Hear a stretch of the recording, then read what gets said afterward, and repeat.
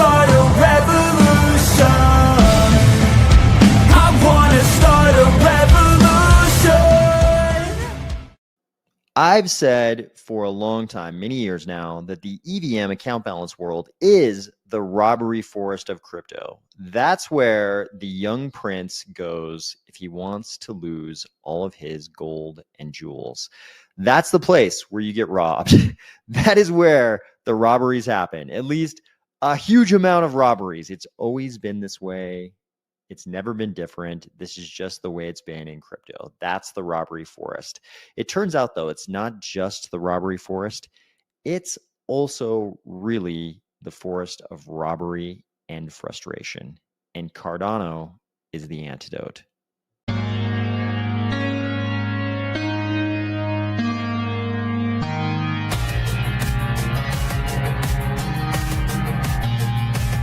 If you're not interested in any antidotes, if you only want to know when you're going to get those crypto ducats so you can buy a moon crown to go along with your moon Lambo, or if you're finding value in these videos, please consider delegating to the Army of Spies DRep address and the Army of Spies stake pool, ticker AOS. All right, everyone, thank you for joining. We are going to talk a little bit about one of my favorite subjects, only because it's not Cardano, and that's the robbery forest. So let's take a look. First of all, how's everybody doing tonight? How's everybody doing out there? We see H Giggles says, I stake with AOS. Thank you very much. I sincerely want to thank everybody who stakes to the stake pool, delegates the DRep address. I really do appreciate it. So thank you very, very much. J. Marie is here. Hey, J. Marie. Truck Dono is here. Everybody is here. Daniil Wiggins is here. All right. So we've talked in the past over and over and over again, because it's happened iteratively over and over and over again. Some kind of robbery in the EVM account balance world. It doesn't even merit explanation anymore, because everyone knows it happens. Everyone's aware that the EVM world is where all the robberies in crypto happen. And everybody also knows the magnitude. The more incredible part is not that there are robberies over there, because we're not talking about, pickpockets. We're talking about grand heists, the stuff that they make movies about.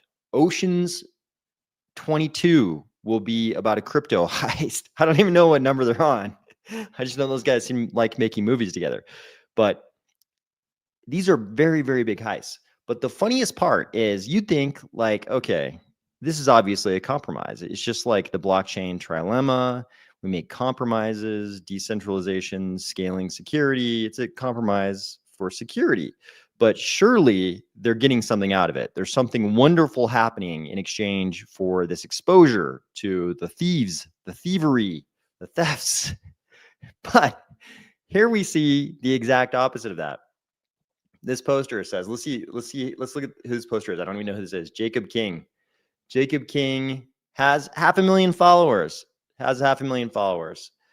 Wow, the Ethereum staking withdrawal queue. And by the way, there are a lot of people with 500,000 followers who seem completely insane. So I'm not saying that's kind of any kind of mark of, integrity or merit or anything like that. I'm just saying this guy, he's done some posting on Twitter before, on X. So Jacob King says, wow, the Ethereum staking withdrawal queue has surpassed 10 billion. So think about that, 10 billion USD. There are 10 billion US dollars in the staking withdrawal queue. Here's the incredible part. Here's why it's no longer just the robbery forest. It's now the forest of robbery and frustration forest. The average wait time, according to this poster, to get out of the Ethereum staking withdrawal queue is 41 days. It's 41 days. So if they're making some kind of compromise, if the thievery is all worth it in the robbery forest because there's this great compromise happening, there's all these pluses on the plus side of the ledger, it's definitely not convenience. This is the worst design ever. And we've talked many, many times on this channel about why Ethereum is designed that way, why they don't have self-custodied staking. And in fact, this is a big part of my Cardano thesis. There are many reasons why I think Cardano is the way to go for me, but one of the big ones versus Ethereum that became obvious right away was that Cardano was going to have self-custodied staking. The second I heard the word slashing in relation to Ethereum, I knew this was a terrible idea. This was obviously the wrong way to go. If there was a secure way to do self-custodied staking, and Cardano, I mean, we've all been staking for a long time now. Ever since the incentivized testnet, the ITN, we've all kind of been staking or delegating, however you like to put it. And my funds seem to have been pretty secure. It seems like it's a pretty secure way to do staking. But Ethereum, they did the much simpler, less, in my opinion, the sort of just like from 10,000 foot level. If you asked me, what is the simplest, most straightforward way to do this whole, proof of stake thing? Even without knowing anything about crypto, I would say, oh, it's a stake. So, this is like any other collateral you put up. And if you misbehave, if you do anything malicious, anything the rest of the network wouldn't like, or anything the network, would want to disincentivize, then you lose your collateral, you lose your stake, right? That's why it's called a stake, right? I mean, anybody even who had never had any exposure to crypto would, they would sort of stumble upon that way, that mechanism to carry out proof of stake. This is, the intuitive thing. It's not the sophisticated thing, though. And the huge drawback to the self-custodied staking thing, the sort of catastrophic drawback would be that you get slashed and you actually lose your funds. Another problem here is this huge inconvenience. And, this is a form of a scaling problem, really. The Ethereum staking queue, according to this post, is over 41 days. There are many reasons why Cardano is the way to go for me, but the self-custodied staking is a pretty big part of all this. So J. Marie says, did you know Snoop Dogg joined the Stuff.io team as capital investor? Did not know that. That's very interesting. Why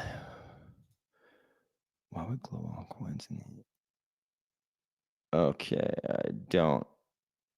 Why would global coins in the online demon-filled abyss connected to the electromagnetic hive mind slave system grid be an issue? Peter Birdsall, I won't even attempt to answer that, because I won't pretend like I completely understand. I mean, I think I do completely understand it. I just don't know how to answer that question.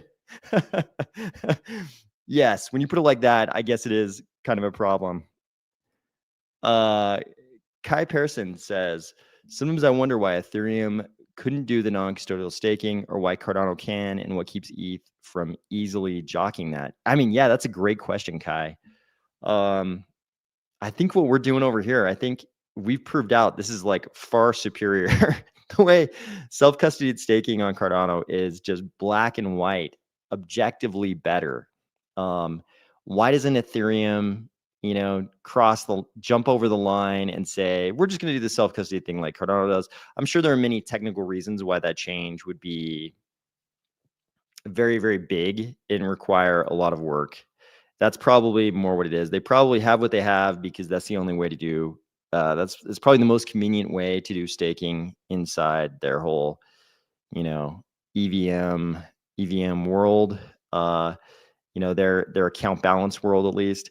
But this is a very good question. If I was an Ethereum person, and I was once, I mean, I bought Ethereum shortly after the Ethereum ICO back in the day. So I guess I was an Ethereum person at one time before Cardano. But if I was an Ethereum person today, I would definitely be asking this question, like, hey, that seems way better over there in Cardano world. Why don't we just do it that way? And I mean, it would probably be a very long technical discussion to describe exactly what they'd have to go through to make that kind of a switch. I'm sure it's pretty monumental, and that this is like the convenient way to do it. But it's also like, I also feel like they just sort of like looked at the idea of proof of stake and they did the simplest, most straightforward thing.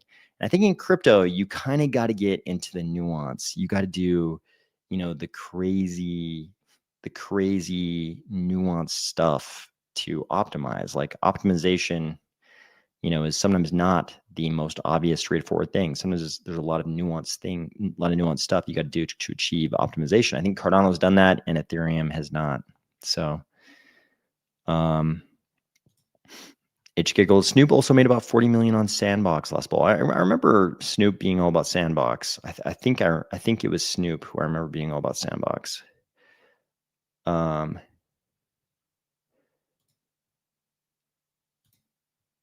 Peter Birdsall, how could there be any misdirection or deception in a construct device dimension which we can't see, hear, or understand? How could there be? How could there be? So I think part of the Cardano thesis though is sort of playing out. I think part of the Cardano thesis is sort of playing out versus Ethereum. So I think you sort of have to have explanations in your head. You have to simultaneously hold explanations in your head as to why you think Cardano is more optimal than Ethereum, and also why it's more optimal than things like Solana.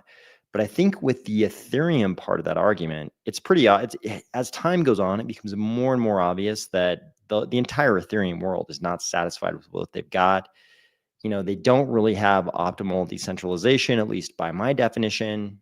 And, I believe by the definition of the Edinburgh Decentralization Index, which is, as far as I know, academic, peer-reviewed, science. Basically, they're doing things the scientific way.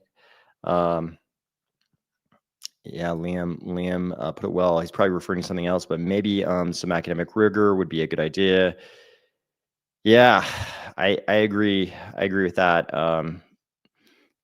I don't know. I don't know what what kind of conversations they have over at the Ethereum Foundation. I mean, we already know from last year. I reposted Vitalik's post where he straight up said he's the one who controls who ends up inside the Ethereum Foundation. Right now, it's just him. He straight up said it's just him who decides. So I don't know what kind of conversations you can have inside an entity like that where every member is sort of named by one guy. I don't know if you can have academic rigor because I don't know if you can have actual like objective intellectual discourse. I mean, there's a lot of reasons why there are a lot of things that can prevent you from having actual intellectual discourse and academic rigor. But I think everybody being sort of nominated and named by one guy, that's a great way to not have academic rigor.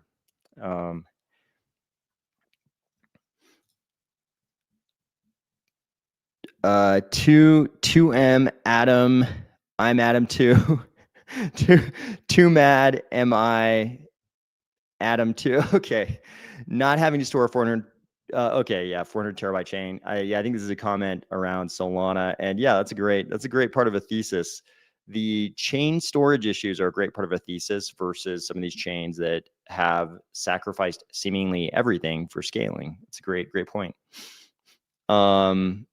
H Giggle says, well, we need our partnerships, more businesses building on Cardano. We'll talk about that a little bit later with respect to what I think of as a part of the greater Cardano ecosystem, which is Midnight. But let's move on a little bit here. Oh, okay. So, to Madam, I'm I'm 82. To Madam, I'm 82. Oh, okay. Okay. To Madam, I'm 82. Okay, you might have to remind me how to say that next time because I'm not sure I'm going to remember that, but thank you for the explanation. Okay, let's move on to this. So this is kind of interesting. This is just sort of like a little, I don't think this particular piece of information, this particular piece of news I don't know that it's that important, but I think it represents a larger, this larger trend. It's a part of the larger fractal. So it's a fractal of the larger trend. Let's see. Liam just following up says, wasn't that one of the reasons Charles was ousted from Ethereum? Amongst other things, he advocated for a slower, more academic approach. I've seen conflicting reports about that. So I hope it's this. I hope it's what you just wrote, but I've seen some conflicting reports that indicate other things. And it's all just stuff I read on the internet from unreliable sources. So I won't even offer those bits of information. But I prefer what you wrote, though. I prefer what you wrote, Liam. Okay, so This is just another company suddenly appearing. I think I've heard of CoinShares before. Their X account says the leading European investment company specializing in digital assets. I've heard the name before. I couldn't have told you exactly where they are or, you know, who they are or anything like that. But it is interesting. We see Cardano coming up with all of these different ETFs. Cardano coming up in all these different ETFs. So with this one, here's their website, CoinShares Altcoins ETF. And I am not proposing this to anyone. I'm not saying anyone should be interested in this. This is just a news item. This is just a representation of this trend of Cardano popping up in a bunch of different ETFs. So don't think I'm saying this is good, bad, or anything about it. I'm just pointing out that Cardano is popping up in a lot of ETFs. I'm using this as an example. So they're calling this ETF Dime. This is like their altcoin ETF. Dime product name is CoinShares Altcoins ETF, ticker Dime. Kind of an interesting ticker name. So what's interesting about this, you go down to the index composition. The index is composed of a selection of alternative digital assets. Very first one, Cardano. And you can't say that that's by alphabetical order or anything like that or date added because it looks like they added... Oh, is it by date added maybe? Yeah, no, I guess it is by date added, but Cardano was still first. And it's not alphabetical after date because it's before Atom. So we've got a few different altcoins in here. Cardano, Atom, Polkadot, Solana, Avalanche, Near, Aptos, Sui, Say, Ton. And you notice this is sort of X, Bitcoin, and Ethereum. Obviously, it's an altcoin fund. But it's interesting. A lot of times you'll see these sort of like altcoin, like funds that are excluding Bitcoin, and the very first coin is always Ethereum, often Solana, you know. But this one's interesting. It's we do have Solana, no Ethereum, Cardano, Polkadot, Avalanche. Those are predictable. Aptos, Sui. People seem to be very interested in those. But you know, regardless of the amount of people saying bad things about Cardano inside the larger crypto ecosystem, Wall Street doesn't seem to care. I've said this for a long time that guys on Wall Street just care about making money, and they're just going to look at the market caps of all the coins. They see that Cardano has this gigantic market cap, and they're going to be interested in Cardano because when they look a little further, I mean, they're not going to care. Sure, they're going to care a little bit about sentiment inside the crypto ecosystem, but they don't really care about that. They're going to look a little closer and see all of the technical. Actually, let's use Liam's comment from earlier. All the technical academic rigor that went into Cardano. They're going to say it's a top 10 altcoin. It has a gigantic market cap, and they seem to be all about academic rigor and creating the optimal compromise when it comes to the three legs of the blockchain trilemma. And they've got this sort of sister chain thing called Midnight that seems to be doing some amazing things, which we'll talk about in just a second. I think Wall Street doesn't care about any sentiment that's previously been expressed about Cardano by the greater crypto ecosystem, which is great.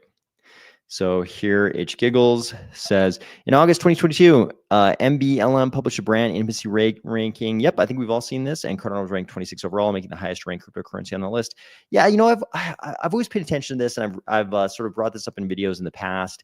And I don't know. I still don't really know what their metric was. I think I read their methodology at one point. I'd like to find out a little bit more. I'd like to go back and review what their methodology was.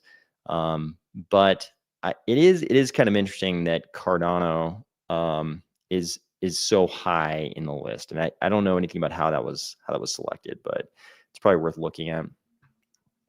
So this is also interesting, just as another representation.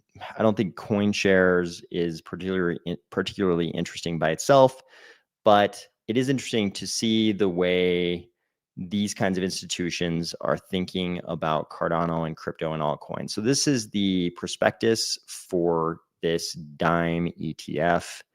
And it's always interesting to look at the risk factors they list in their prospectus. So here we have, things you'd expect: market risk, ETP risk, okay, because they're investing in ETPs. Blockchain technology risk. Blockchain technology is new and relatively untested technology, which operates as a distributed ledger. So they're just like, hey, this stuff's brand new, it's risky. Digital asset industry risk. The digital asset industry has recently been subject to a number of high-profile regulatory events. This is really interesting. After market risk, after ETP risk, and just like, hey, this technology is new, the next biggest risk, first sentence is high-profile regulatory events. And then they go on, it looks like, to describe a bunch of these high-profile regulatory events. And then they immediately get right into the Clarity Act and the Genius Act. Isn't that interesting? They're thinking about exactly the same things as us.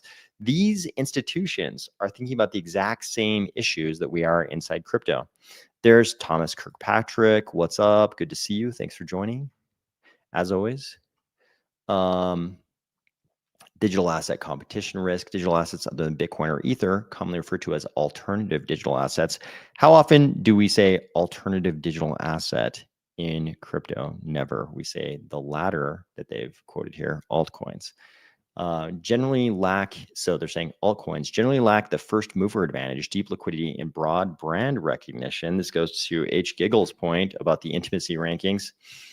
Broad, maybe intimacy is the opposite of brand recognition, though, now that I think about it. Brand recognition enjoyed by Bitcoin and to a lesser extent, Ether. Okay, that's true. Certainly, Bitcoin is more well-known than Cardano. I won't debate that. They do talk about layer twos. It's kind of interesting. Stake digital asset. The fund may invest in altcoin ETPs that stake or cause to be staked a component altcoin. This is interesting, and they're going to cite that as a risk. This subjects the fund to the risks associated with staking activities in exchange for staking.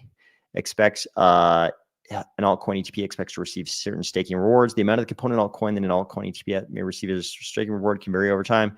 Slashing. Look at this. They have to list slashing as an actual risk factor in their prospectus. That's amazing and predictable. Look at this. The limited liquidity during the activation or exit processes could dissuade potential validators from participating.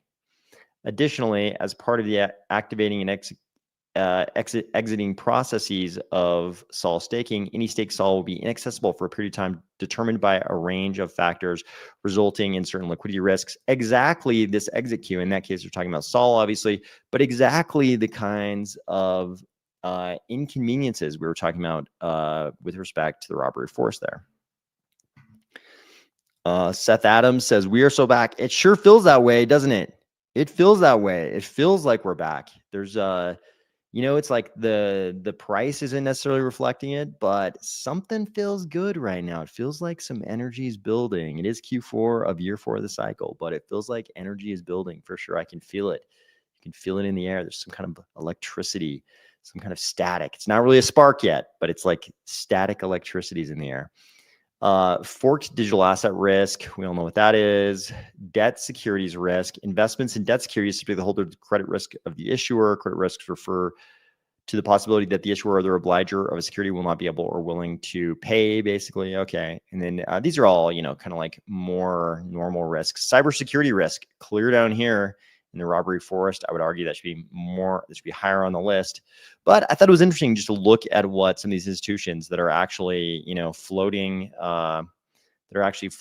these ETFs, issuing these ETFs, what they're thinking about. They're thinking about a lot of the same risks that we've always talked about on this channel, and I think those are the right kinds of risks to be thinking about. But yeah, very predictable that slashing would be one of their risk factors. And shocker to no one in Cardano, that is not even a risk factor for us.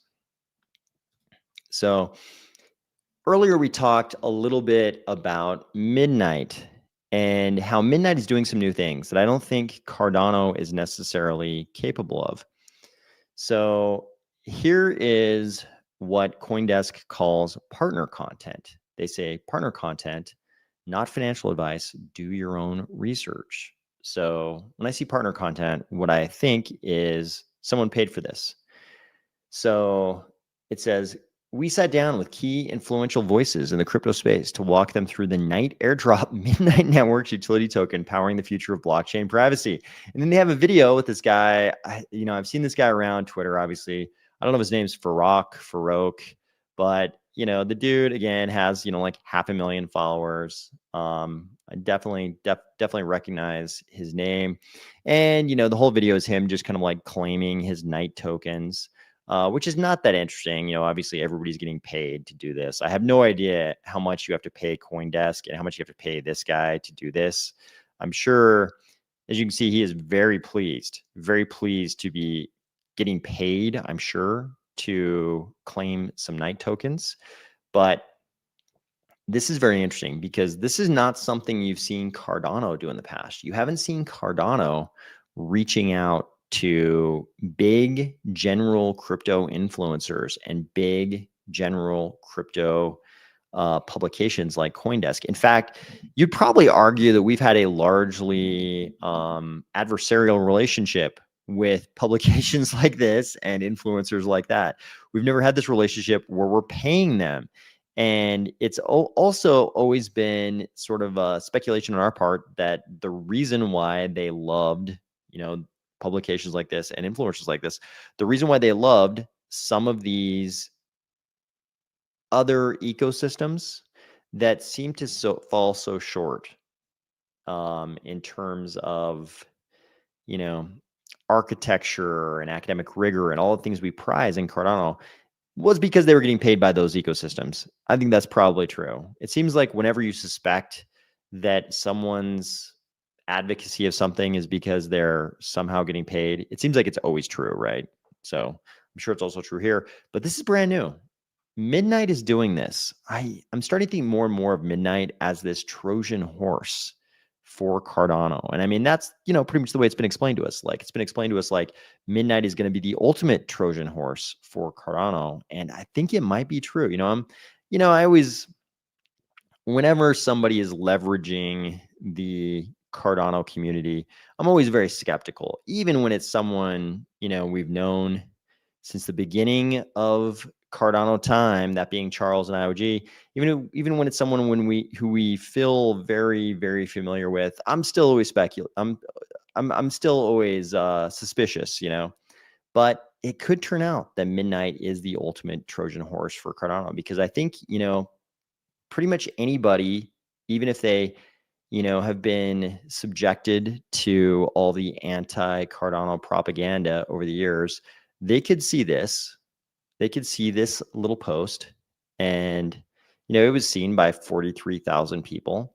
Maybe they know this influencer right here, and they'd say, "Oh, I have Bitcoin, I have Ether, I have any one of the ecosystems whose assets are eligible for this drop." And they see how easy it is for this guy to claim it, and they actually go in and use Midnight. I think that was actually a good part of this video. They showed digitally right there that you could be using completely non-Cardano wallets. You could be using a wallet that everybody is familiar with outside. Everybody in the EVM world will be familiar with that wallet. So I could see people who maybe even have ill will towards Cardano seeing this ad, not realizing that Midnight is sort of a part of Cardano world, and deciding to jump in and actually claim those Midnight tokens. So, and that's another thing. So it's another thing we should talk about. So Jay Marie says, any clue on the Midnight scavenger hunt? I don't know. I don't know when the timing of, I think you're talking about that part of the glacier drop when people can go back and claim the unclaimed Midnight tokens. I think that's what you're talking about. I forget the actual terminology for that period. Somebody will know. Somebody in the comments will probably know. So I don't know when that's going to happen. But one of the interesting things about the glacier drop, before we saw the actual numbers on the glacier drop, how the allocations were going to work for each ecosystem, I was a little bit afraid. Maybe some of you had the same feeling. I was a little bit afraid that policy decisions might have been made or could have been made. I didn't have any indication they actually were made this way, but I had a fear that policy decisions could be made to give too much to Bitcoin, to give too much to Ethereum, to give too much to some of these other ecosystems. Obviously that's sort of like the rational economic impulse Amos and Cardano would have, because we want to get as much as we can. We're just being rational economic actors. But I was a little bit afraid that maybe Bitcoin would get too much. There'd be a little bit too much bowing down to Bitcoin going on. And that wasn't the case at all. That wasn't the case at all. I don't think I was kind of shocked how little you get, because I have Bitcoin too. So I was like, part of me was like, well, I'm kind of okay if Bitcoin gets a really big allocation. And I was kind of surprised how small the Bitcoin allocation was. In fact, I don't even know if I claimed, like, I have a substantial amount of Bitcoin from back in the day, because I was in Bitcoin, clear back. Substantial to me, I'll put it that way. Substantial to me, maybe not substantial to others, but it's substantial. Not as much ADA as I have, of course, but I have an amount of Bitcoin that's significant to me. And I was surprised how little midnight I was going to get out of that. And I'm not sure if I've actually claimed on my Bitcoin, because it was small enough. It was small enough. I'm not sure I even claimed it. So Sub says the scavenger hunt is getting pushed back with the claim phase. Okay, good to know. Let's see. Utis Frihov says, I hope this will be the standard for future partner change, more airdrops for ADA holders. Yeah, I think we're all in favor of that, right? I think we're all very much in favor of that. We'll take airdrops. Especially if, there's a lot of thievery that goes on with airdrops these days. So especially if it can be done like this one, where certainly there were thieves trying to get your ADA with this airdrop, but if it can be done sort of like this one, where you sort of optimize the anti-thievery guards, if it can be done like this, yeah, I'm all for the airdrops. So I hope there are more. I hope there are many more future partner chains, and we all get airdrops for them. It seems like things are kind of trending in that direction. So that would be great if that's actually how it happened. And I kind of like that we can sort of like have these partner chains, these sort of sister networks, give them a whole new label like this, and then market them to the rest of the crypto space. It's a great Trojan horse. We sort of just march Cardano right into their wallets without them realizing what's happening. And, it's not like we're taking advantage of them. We're giving them free stuff. So, you can only feel so bad about it. Here's something else. So here's something I brought up over the years. Jack of Twitter fame, Jack Dorsey, is also bringing it up today. And I think, and of course, again, speaking of incentives and interest, he says, today we introduced Square Bitcoin. This is somebody at Square, I'm sure. Yeah, tech policy lead for blocks, Cash App, and Square. So this person is talking about what they're doing at Square. Today we introduced Square Bitcoin. And Jack said something that's been true all along. We need a de minimis tax exemption for everyday Bitcoin transactions. So there are a couple reasons why we don't use, I've talked about this so much over the years. I apologize if I'm boring people, but I think it's a really important point. People who've heard this too many times might be bored by it, but the reason we don't buy coffee with Bitcoin anymore, like I used to have back in the day, I had like an actual brick and mortar, kind of like side hustle where people would pay me in Bitcoin. I think I accepted Bitcoin and a few other coins. There were a few other coins, but I actually got paid in Bitcoin for real world commerce in an actual like brick and mortar side hustle. It wasn't even an online thing. And it made sense. It was great. It worked great. The transactions were great back in the day. It would never happen today for two different reasons. We only talk about one of them. So one of them is the block size civil war that happened in Bitcoin.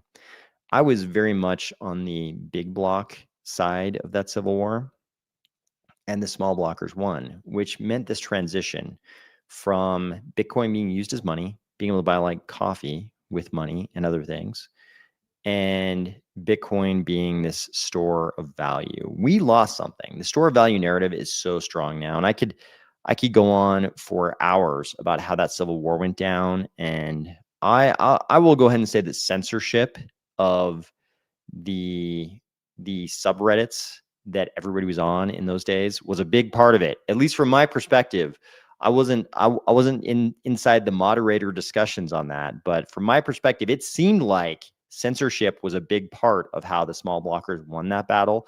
But they decisively won. We all know how that turned out. Bitcoin Cash is not the dominant chain. It is certainly the small blockchain. And we lost something when that happened. We lost the ability to use Bitcoin as money. That's one of the reasons, because the small blockers won. We have small blocks. It's very expensive to transact Bitcoin. It doesn't make sense to use Bitcoin to buy a coffee anymore. The other thing we don't talk about as much is what Jack's talking about here. If you do buy coffee with Bitcoin, you have to calculate the appreciation in the Bitcoin you used from your cost basis, and then possibly pay taxes on that if it appreciated. So no one wants to do that. Like I used to use Bitcoin back in the day. I would have been happy to use Bitcoin in real world commerce. People were paying me in Bitcoin. I would have been happy to do the same. But the problem was this lack of a de minimis tax exemption. Like, you're probably aware, when you use foreign currencies, if you say are going on vacation, you trade your dollars for some other currency, you trade your dollars for yen, and then you go and spend that yen, a week later, and then you trade back into dollars. The IRS doesn't show up on your doorstep asking you if the yen appreciated while you were holding it and you ended up with more dollars on the back end for each yen you purchased. That's because there's this de minimis tax exemption for, all these kinds of everyday transactions. They don't ask you, when you spent money, at that kiosk in Tokyo, did you had your foreign currency appreciated? They don't ask that question because we have this de minimis tax exemption. Otherwise, nobody would want to ever trade into foreign currencies when they go on vacation. It'd be this huge problem, so much unnecessary administrative work. Yet this has persisted with crypto. With crypto, we don't have this de minimis tax exemption. It's actually really important we get this. I've heard Senator Cynthia Lummis talk about this before. She's aware of it. But this is one of those nuanced issues. This is like a couple onion layers down for the senators. We're just trying to get them to pass the Clarity Act right now, so we have a reasonable regulation.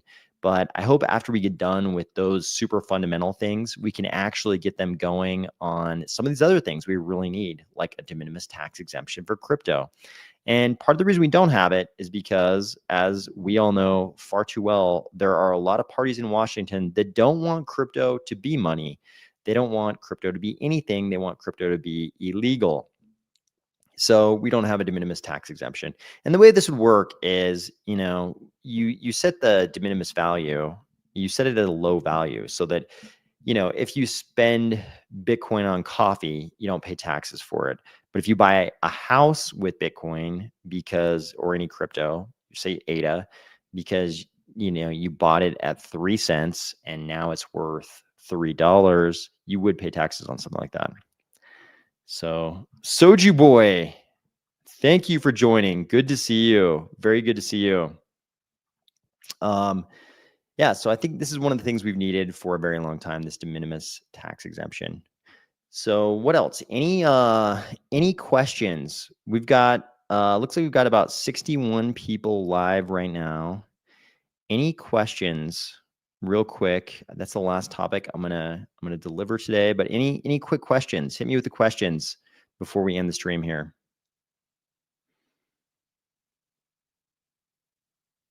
Okay, and I'm in StreamYard right now, so there might be a little bit of delay, or maybe nobody has any questions. We probably need to build up a few more people. We need to go probably for a couple weeks to get more people, so we have more questions. H Giggles says, "What's your forecast for this bull?" H Giggles, that's the one thing I never do, and the reason I never do it is because I think nobody knows. I don't think anybody knows. I think you can do all the Fibonaccios in the world. You can surveil every single news item out there. You could be the master of macroeconomics. Actually, no one is, but you could think you're the master of macroeconomics. You could be aware, you could be perusing every single commit in every single repo, and your opinion still means nothing. The market is like this organic beast. It's like this bear or bull, depending on the season, and it kind of meanders around wherever it wants. It does what it wants. It doesn't care what we think. It doesn't care what we predict. So I don't make predictions because I think nobody actually knows. It's a market. If anybody knew, they would start acting on it, and that would be in the aggregate priced into the market, and things would change anyways. So Lord P, are you going to run a midnight node? I've got to talk to. So I'm the only one who does this channel. I'm the only one who does this channel. I'm the only one involved in the channel and the stuff that goes on online, but there are 2 other people involved in the stake pool, and I've got to talk to them, and kind of we have to see how it's going to look once we can see what it looks like to run a midnight node actually on the ground. Then we can kind of make that decision, because there's you have to hit a certain balance, right, between the cost of the validation activities, because we have to pay. There are certain hard costs involved in it, so we have to kind of look at that and see if it's worth everybody's time, because everybody involved in the stake pool, me and the 2 other people, we're all busy. We've all got stuff going on. Myself, obviously less so right now because I'm able to do these videos again, but we've all got stuff going on. So it's also a time commitment, but I personally would love to, but we've got to look at what it looks like. We can see on the ground. Cardano, Fibonaccios for the win. Yes, Fibonaccios. I would love it if Fibonaccios were less prevalent in crypto. The reason why Fibonaccios are so popular, I've done like several videos on this, and Cardano has seen those, I'm sure, but the reason Fibonaccios are so prevalent, if you don't know what Fibonaccios are, I'm just talking about the charting activities, all the TA stuff that goes on in crypto. The reason why people love to do it is because it is easy to do. It's a skill set. Doing Fibonaccios on video is a skill set you can learn very, very quickly. And it pushes those dopamine buttons in the viewer's brain. I mean, there are certain people in every ecosystem who just do Fibonaccios every single video, and you can build up quite an audience, because they watch those videos because they know you're going to push those dopamine buttons in their brain. You're going to give them a trajectory. You're going to give them a course of events that could happen that might lead to them becoming rich. And then they start imagining, the feeling of making all that money. It's the perfect dopamine lever. So it makes for great fodder for content. It's not real. It's astrology for men. Fibonaccios, charting, TA, it's astrology for men. If you watch your significant other, and when I say men, I mean, like mankind. So when you watch your significant other, it could even be your boyfriend. Maybe it's your boyfriend. Maybe you're a female, it's your boyfriend. But when you watch your significant other, if they're into astrology, watch a crypto person watching a Fibonacci video, same glazed over dopamine laden look in their eye. It's the exact same thing. It's just a dopamine lever that makes for great fodder for these videos. And if you watch the videos, everybody already knows this, but if you watch the videos, they always say like, okay, we might meet resistance right here, but the Fibonacci says this, and they go through all the keywords. I've said this before, but back in the day, maybe like 2014, 2015 period, I saw those videos too. And I felt that dopamine effect from watching those videos. And I was doing my own TA stuff because I thought it worked. I started doing my own TA stuff, and I realized it was really simple. Like what they were doing in these videos was not some exact science. And then I realized it was just astrology for men. It was just astrology for men. And every time they do it, they say, oh, we could meet resistance here. We could break higher. Or if we get rejected, it's like they present you with this 50-50 possibility, like we're going to go up or we're going to go down. You already knew that. It's all nonsense, guys. Sure, the charts say something. they say something, they have a price point and a time, and that's data. But are the things you're seeing real? It's astrology for men. I apologize. If anybody's crying hearing that, if a solitary tear rolled down your cheek, I apologize. I didn't want to be the one to deliver the message, but it's true. You needed to hear it. Are the live streams at this time every day? Let me know what you guys think about this time. So obviously, I was very tempted to make the live streams happen at the same time that the old recorded videos used to happen. That was sort of very early in the morning for Europe. It was very late at night for the Western Hemisphere. So I sort of shifted things a little bit earlier to see how it works. But let me know in the comments what you guys think about this time frame. Vanessa Tercero says, recently joined your ADA delegation. Thank you for the live stream. Very important. Thank you for joining, Vanessa. I appreciate it. Very much appreciate it.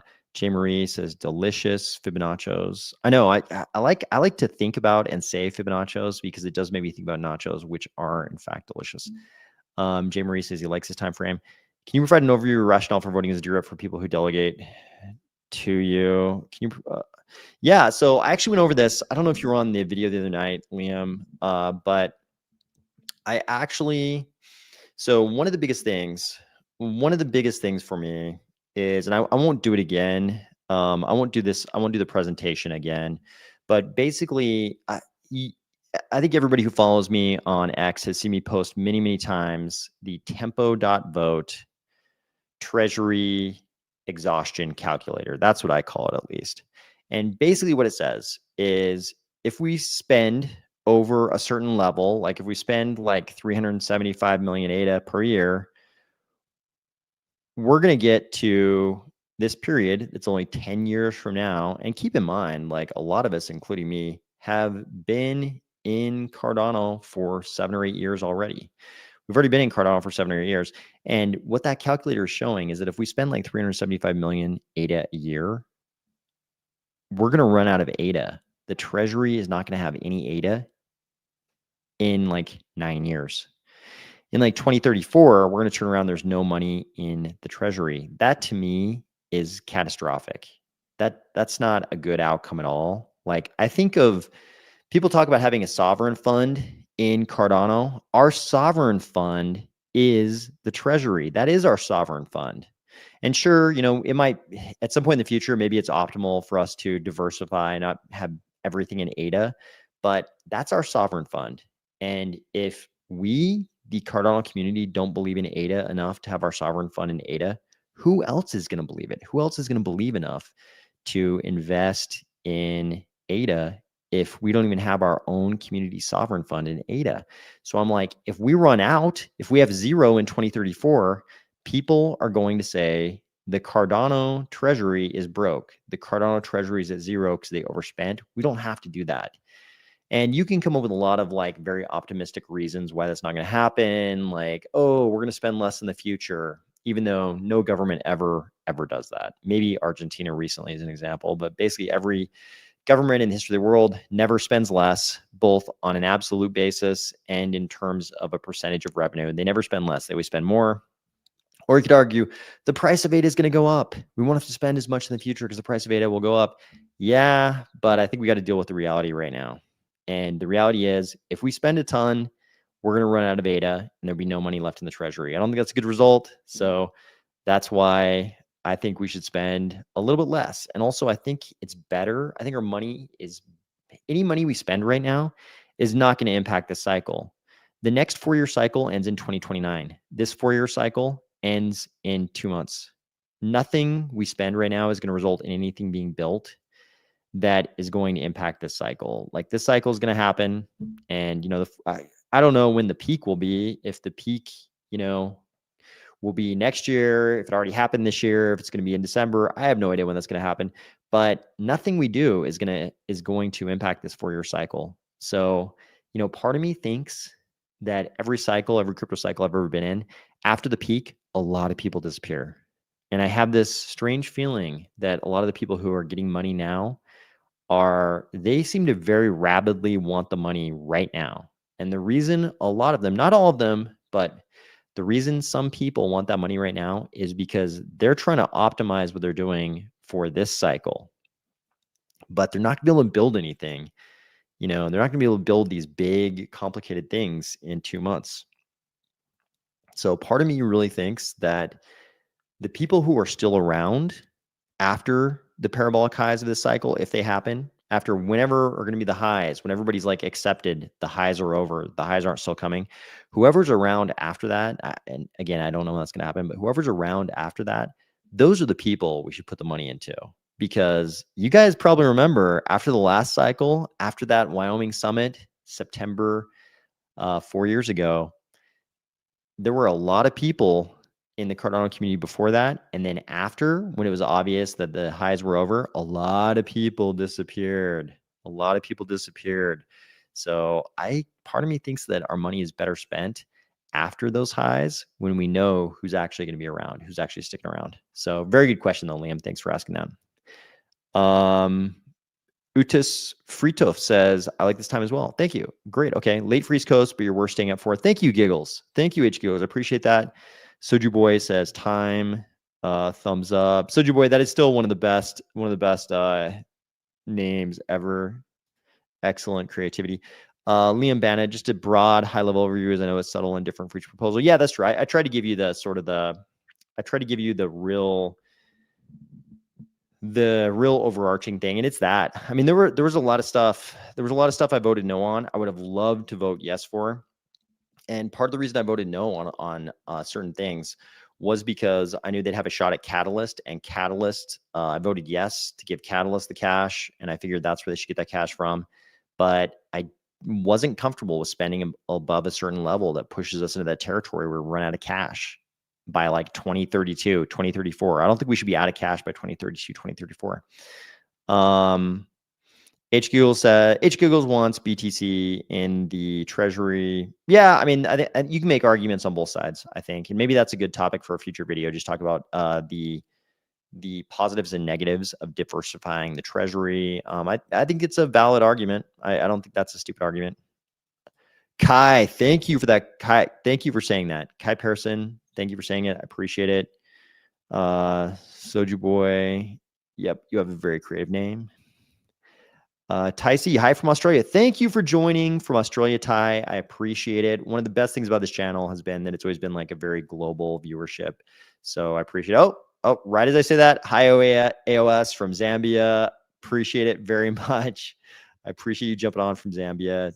I was just saying the sort of international diversity of the viewers of this channel has always been one of the best things about it to me.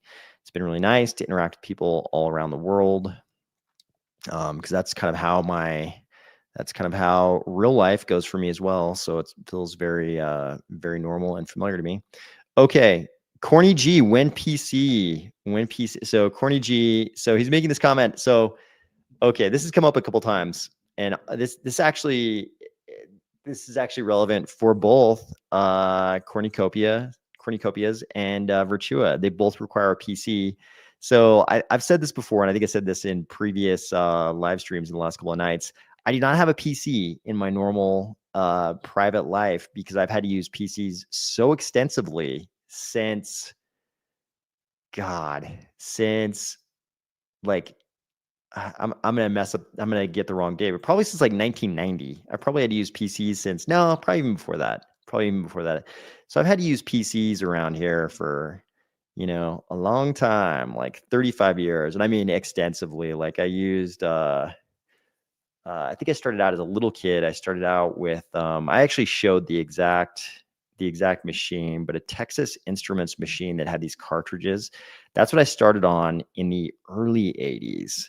That's what I started on. And then, of course, like everybody else, by the time the 90s rolled around, I was extensively using PCs, and I used them pretty much PCs only for probably, I don't know, 20 years, both work and private life. And I just got to a certain point when I was like, okay, I know I'm gonna have to use a PC during the day, but the nighttime version of me, the night owl that is my actual person, is not going to be using PCs because I've had so many, like everybody who's ever used a PC, many problems with them. And the thing I use at night is not the other thing that you're guessing it is. It's something else, which has some huge security benefits. So anyways, that's why I don't have a PC, but actually I said it last night and the night before. I'm probably going to buy one just so I can play cornucopias, just so I can walk around Virtua. I'm super excited about both projects. The cornucopias land grab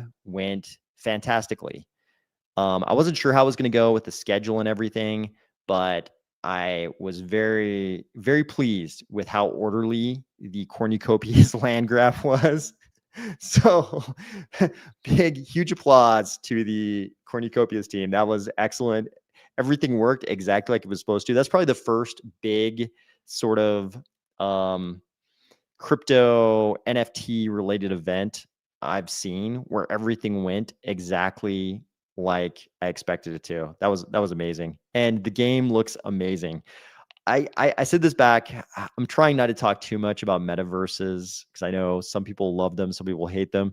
I'm trying not to talk about them every single episode. I of course love metaverses, but I said it last cycle. I told everybody, do not buy any metaverse parcel unless you're willing to kiss the money goodbye. I told people literally to think about it like you were buying the most expensive, nerdiest Dungeons and Dragons figurine that cost absurd money. You'll never be able to resell it. It's going to go to zero.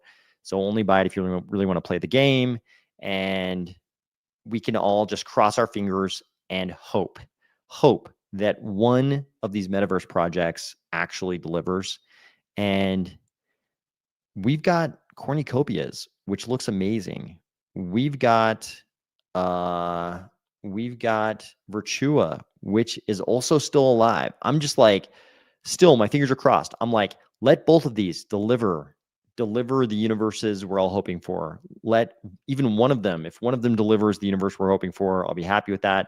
But we've got two that actually seem, I've seen people, obviously I don't have a PC, but I've seen people walking around in both of these worlds, and I'm so glad they're both still alive. So yeah, I've still got the parcels in Pavia when Pavia was obviously going down, when the ship was going down. I could not, I only ever had 3 parcels. I think it's 3 parcels in Pavia, and I've still got those 3 parcels. So I think at one point I might have, very early on, I think I traded somebody 1 parcel, but I never sold. I only ever had 3 parcels in Pavia, and I've still got those 3 parcels. So Pavia, obviously not one of the metaverses I would cite as still going. Are you wearing your full face helmet thing? I am not. So I used to do these live streams for people that don't remember or don't know. I used to do these live streams with the camera on, but I'm trying to maintain my anonymity. So no camera. So I don't think it really adds that much if I'm on camera and I'm completely disguised and you can't see my face. I don't think it really adds that much to the live streams. So maybe if people demand it, maybe we could have one in the future that's has a live camera. But it definitely gets in the way of the microphone, though. It messes up the sound quite a bit. So that's one of the bigger things. And the helmet thing kind of fogs up too. So, which is okay for certain things, but if you're trying to talk and look at a screen, it's makes it a little more complicated. So that's Soja Boy says thumbs down. Fair enough. Okay, we've gone for almost an hour this time. Any last questions? I don't want to keep people up too late if people have got work in the morning, that kind of thing. I'm freshly emerged from the fiat mines, but I still remember the pain and suffering of the fiat mines. So I don't want to inflict any sleep deprivation on anybody who is returning to the mines tomorrow morning. Any last questions before we get out of here? It's been 59 minutes and 31 minutes. I really appreciate everybody who jumped on tonight. We're trying to keep these videos going. Let me know in the comments. Make the live stream's about to end, but Let me know in the comments if you have any further input on the timing of these live streams. Okay, one last question. A couple last comments. As much as I love and am invested in Cardano, totally disappointed price action. What's your take? Will we see new all-time highs? I have no idea. Yeah, what I've always said throughout the entire history of this channel, which goes back many years now, what I've always said is I don't know. No one knows. I wish I knew. I wish we had some way to look in the future and know, but I have no way of knowing. What I will say is every single cycle I've ever been a part of, this feeling like nothing's going to happen has always happened. There's always been this period when it felt like the cycle's over. The cycle's not going to happen this time. It's not going to happen this time. That feeling always happens. So this time, I don't know, maybe things are so different this time. Maybe all the institutional money, maybe the effect of the tariffs on the economy, a million different things that could actually mean it's different this time. It could be different this time, but like all I can say is it's happened. It's happened. Everybody's felt this way every single cycle. So we'll see. I have no idea. I feel like I would feel like a liar if I tried to speculate and say I knew the answer to that question. Neuroscagical says, thanks for the fun show. Thank you for joining, Neuroscagical. I appreciate that. What time tomorrow? I'm not sure. It depends on sort of the input I get. Today was a little bit weird. Today was a little bit weird. I built something today that I've been wanting to build for, I swear to God, 20 years. And it wasn't expensive. It wasn't expensive to build at all. And it only took an afternoon to build, but it's something I've wanted to build for 20 years that will bring me an immense amount of pleasure, but it required very specific circumstances. And today was the day I was able to build this thing after like 20 years. Like people who know me in real life, which is zero of the people who know about these videos or this channel. People who know me in real life, though, know that this is something I've wanted to build and have for like 20 years. So today was kind of a weird one. Tomorrow, I don't know. We'll try. I feel like this time is pretty good, but it kind of depends on the what people say and how many people are able to watch at these times. But we'll try to come to a good time and make it more consistent. I'm sort of trying out different things, and today was a little bit different just because of scheduling. So that thing I built, which is I'm so excited about it. I can't even tell you. I wish I could tell you more about it. Because it's people would be kind of surprised and interested to hear what it is, I think. But it gives away too much my identity. Corny G says time is good. Vanessa says love the time. Thank you, Vanessa. I appreciate that. Tom Lee predicts 10-year bull cycle. God, I wish Tom Lee was right. God, I would give anything if he was right. That'd be great. President Hambone, go AOS. Thank you, President Hambone. Truckdono, a roller coaster. No, it's definitely not. No, a roller coaster would be super boring for me. Roller coaster would be super. I mean, I wouldn't be bored to like ride it, but building a roller coaster would not be intriguing to me. This is way better. This is way better than a roller coaster. Anyways, thank you so much to everybody who jumped on. I hope you're having a fantastic week, and I hope the rest of your week is great. Again, thank you very much for jumping on. Thank you to everybody who has delegated to the stake pool and delegated to the DRep address. I appreciate it very, very much. And I will talk to you soon.